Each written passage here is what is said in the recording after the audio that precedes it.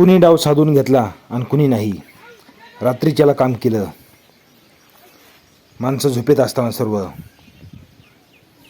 लई हिंमत होती तर माझ्या समोर यायचं ना.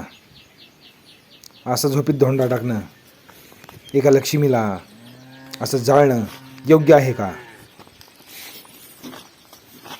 कुणी एक घेतलं तर तुम्ही दोन घ्या, पण असं कोणाच्या लक्ष्मीला जाळू नका. काय अवस्था होत असेल ती पाहणाराची आणि ते कष्ट करून घेणाराची, हे फक्त त्याच्याच जीवाला माहीत. जाळणारा काय टायर बाजूला होती. मोकळा झाला.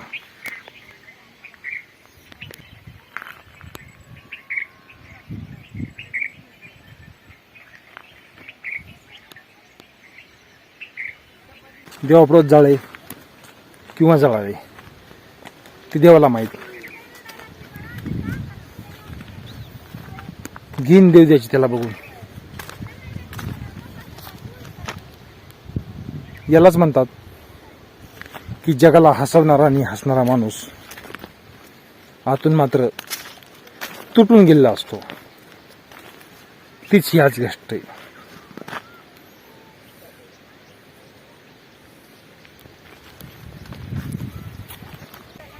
देवानं कुठलंही संकट दिले माणसावर,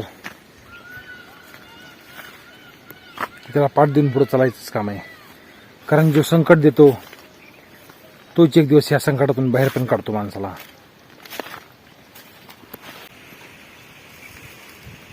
जगातले दुःख कमी पडतील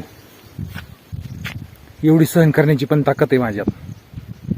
देवाच्या दारात जाळे किंवा जळावे ती देवालाच माहीत. नेमकं जळाले का जाळले आपण कुणाचं नाव घेऊ शकत नाही. कारण आपण बघितलंच नाही तर नाव घेणार कसं. पण असं नव्हतं व्हायला पाहिजे. ऊस तोडणी करून घेतलेलं आहे मी.